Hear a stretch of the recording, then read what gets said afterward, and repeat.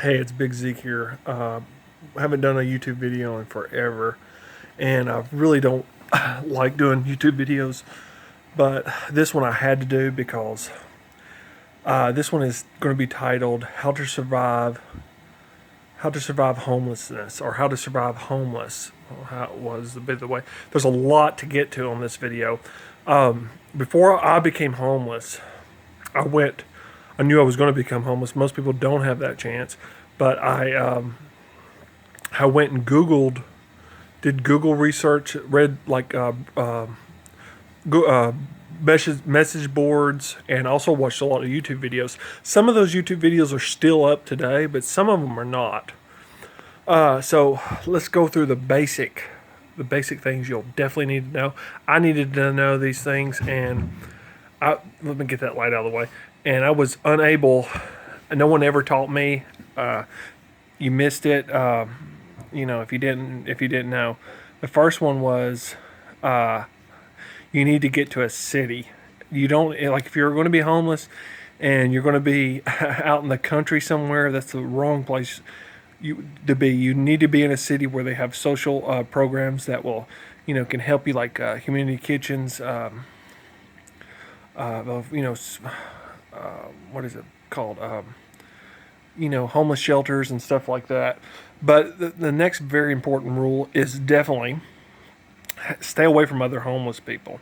When I was down there, I I would try to, I would say hello to them and stuff, but they definitely want to try to be your buddy and try to hang out with you. I made a mistake by getting too close to one, and it's definitely not. They're out to. There's a reason why they're homeless. I mean, if you don't want to be homeless, you'll get away. You'll get all of it quick. I stayed, I got all of it fairly. It took a while, but eventually got away from it. And I hope no one ever has to go through this. But if you do, watch this video.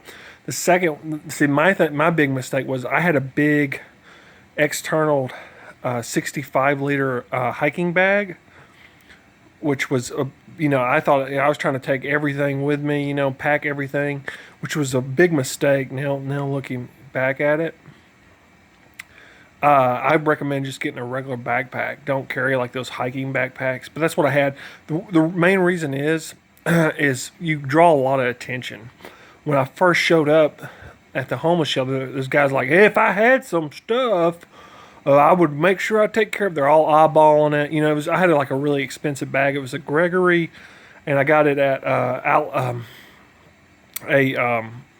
a camping equipment store, and I paid a lot of money for it. And everybody was staring at it, and also where I went, I had police pull me over, and you just look, you don't blend in. A regular backpack or a satchel or something like that, where you can just carry basic stuff in, hygiene stuff, and like maybe one pair of changing clothes is what you need. You don't need a big camping bag. The main thing is to pack light. You don't want to be recognized by the police or other homeless people.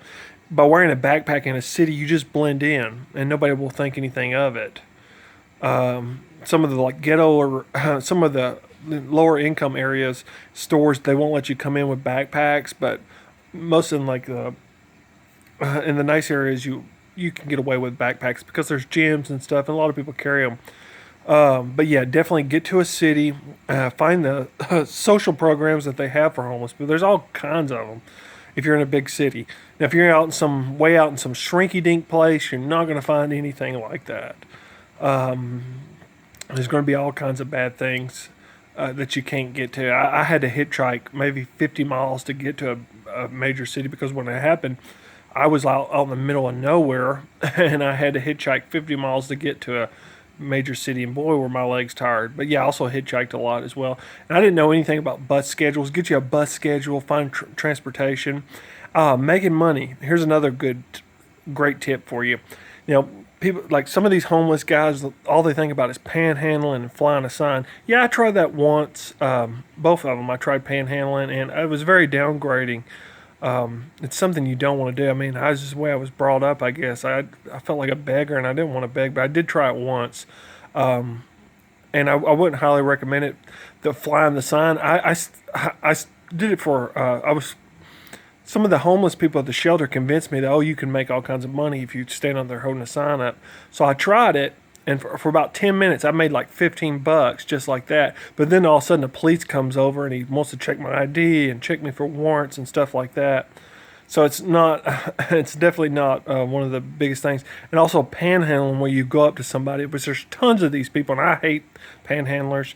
But yeah, when you do it, that's also a downgrading thing too, you know. But if you really have to do it in an emergency, I would do it, maybe just to get bus fare or something. But you know, I wouldn't recommend doing that. There's plenty of jobs out there, and you'll say, oh, you know, if you're homeless, you can't get a job because of you have to have an address. Well, you can use a fake address, or also like at the homeless shelter that I was at, they would give you a PO box. No, was it a PO box or no? They would let you send your mail there. So if you had like some important papers or something like that, the best thing to do is try to find work, some type of work. Even I worked at a place. Oh, it was horrible. It was a lumber yard, and you know it didn't. The guy only paid me like $5 an hour, and it was just really. And I didn't know what I was doing. I never worked with chainsaws and saws and stuff. It was very dangerous, but I even did that. I was willing to do anything. I also had a bike at the time, and I bicycled to work.